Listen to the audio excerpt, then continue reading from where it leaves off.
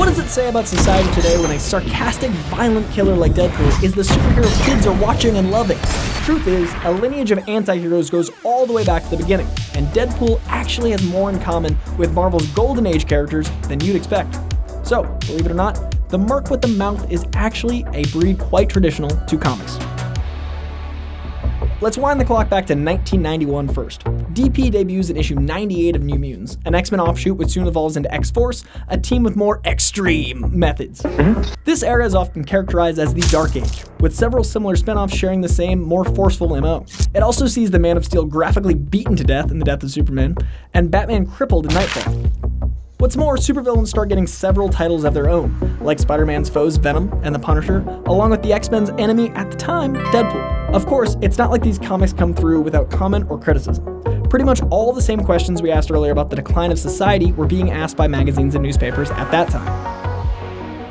Let's wind the clock back even further, to 1954, which saw the publication of Seduction of the Innocent by psychiatrist Dr. Frederic Wertham. The bestseller specifically points at comics as a cause of juvenile delinquency. Wertham vilifies titles like Tales from the Crypt among the many horror and crime anthologies put out by publishers like EC Comics.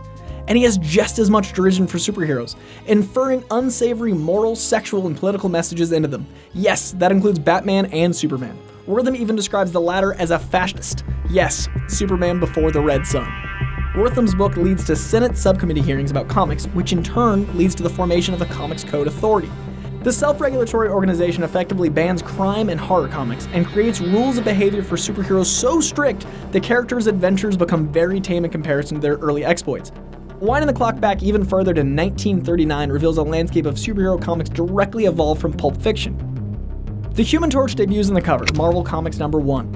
This Human Torch is a Frankenstein-esque monster, feared by society. Namor the Submariner also debuts in this issue, while the latter depiction of Namor has more regal speech, with the catchphrase, Imperious Rex! The initial one is a jive-talking youth, you see?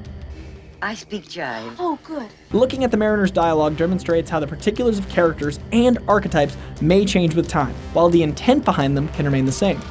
So, Namor might not be using hashtags or goofing on Bob Ross, but he's still using the slang of an irreverent teenager, albeit one from the 40s. What remains altogether consistent from the start, however, is the Mariner's status as an anti-hero. He declares war in the surface world, and really only gets called a hero by virtue of the enemy of my enemy being my friend, since he turns his ire on the Nazis. Let's wind the clock forward now to 1961, which saw Fantastic Four debut, with its reworked Torch and Mariner under the newly rebranded Marvel Comics.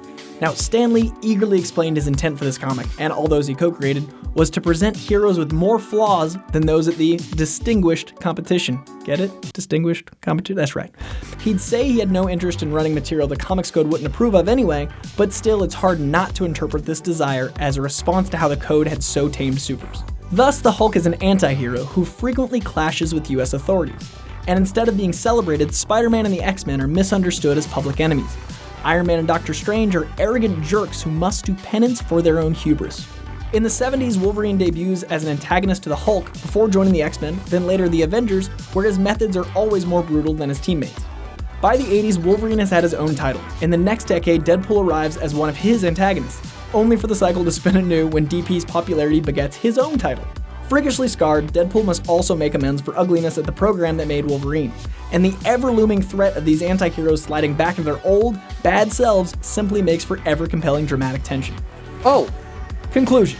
Anybody who prefers superheroes straight-laced, without shades of gray, snark, or ultraviolence has a valid preference, certainly.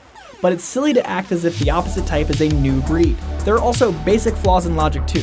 Acting like such characters or the media they populate pose some threat of misleading a generation. Deadpool's movie came out 25 years after his comics debut. Did I leave the stove on? If there was a generation to corrupt, that generation has already come of age. Comparing Poole and his contemporaries to some lost, halcyon era is to willfully misremember history. Make no mistake, from the start, academic voices viewed even the medium's purest paragons to be as obscene as mortal combatants. So, in the long view, when superheroes aren't freaking parents out, that's when they're actually breaking tradition. I'm Jandreau, this has been Gamma Ray, go pick up a comic.